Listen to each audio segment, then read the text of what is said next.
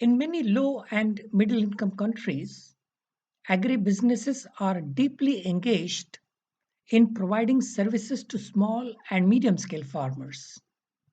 Such services include agricultural advisory services or extension services.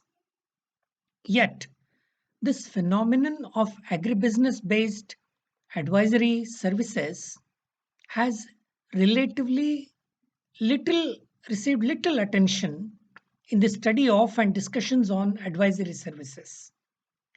This appears to be a critical oversight as agribusinesses are increasingly present as service providers in many geographies and hence shape the prevailing service landscape for smallholder farmers.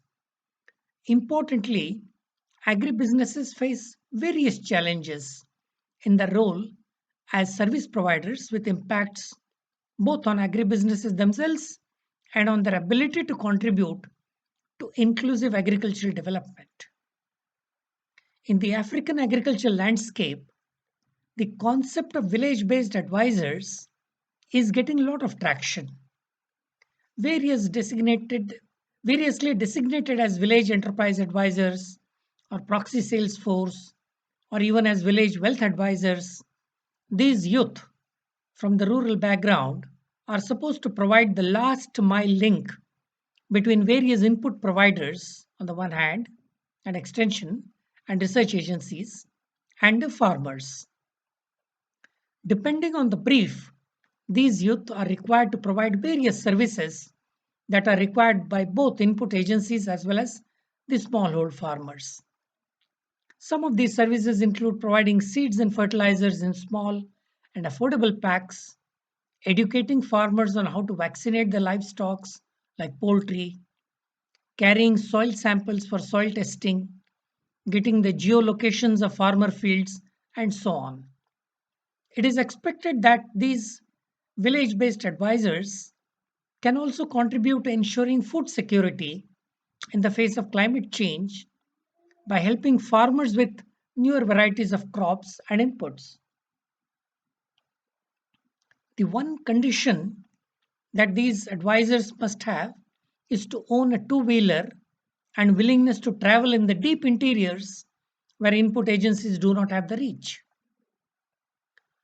All this sounds very good to hear, and one fervently hopes that such a innovative model will go a long way in ensuring that both the farming community at large and the unemployed youth get what they deserve. Many research evidences are available that support such approach in Africa. Organizations like Alliance for Green Revolution in Africa, popularly known as AGRA, support such a movement aggressively.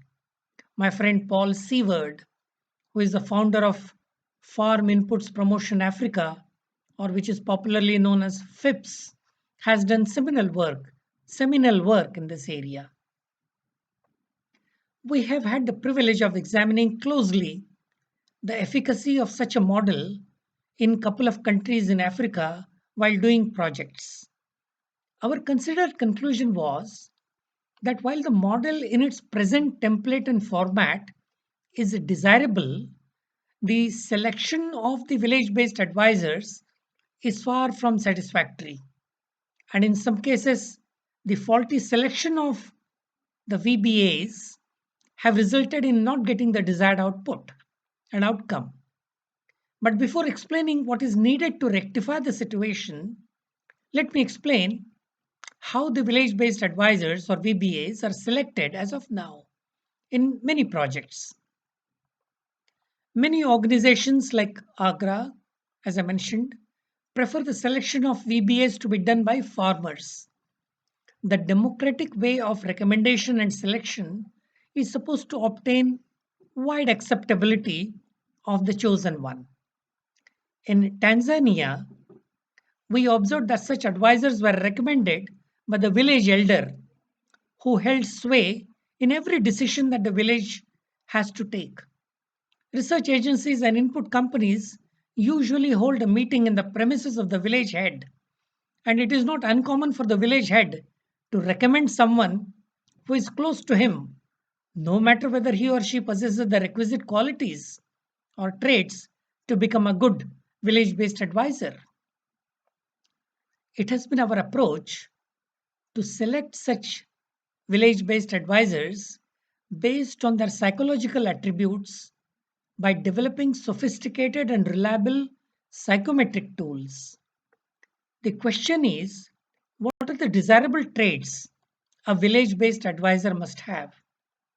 Based on our empirical research and findings, we have figured out that a good and competent advisor must have good networking skill, significant empathy, listening skill, passion for work, metacognition, and conscientiousness that involves diligence, ethical values, and creditworthiness.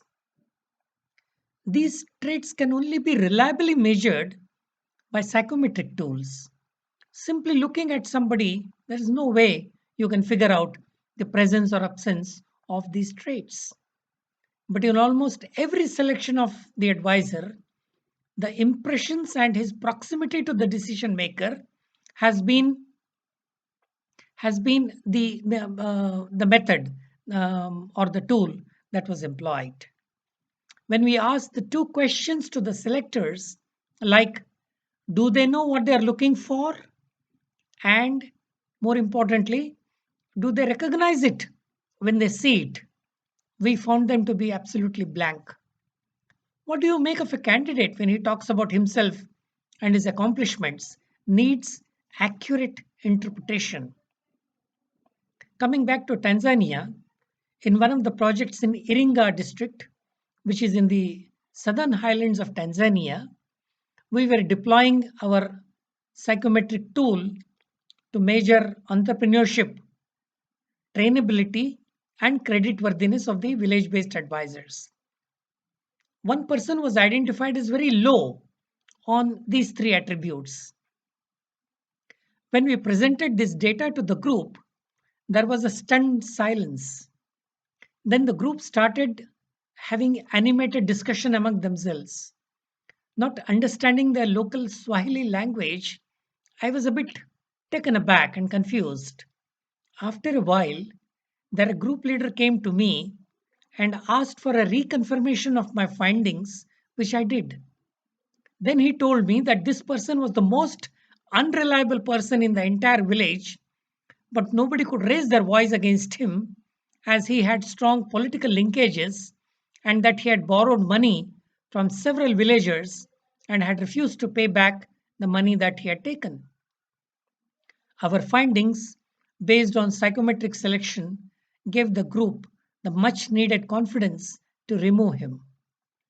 In one of the recent projects in Kenya, we were presented with a group of village based advisors who were already selected by the panel and we were asked to measure their effectiveness. Our conclusions were shocking. We measured these advisors on their entrepreneurship, trainability, and creditworthiness. The results revealed that over two-thirds of the sample were not trainable. What does it mean? It means they were highly opinionated, had low listening ability, and were lacking in integrity. Now, all will agree that if we were to define the key performance areas or key performance indices, KPIs, of the advisors, these would be exhibiting initiative, quick learning, hands on approach, ability to listen to farmers, and finally, and perhaps most importantly, having honesty and integrity.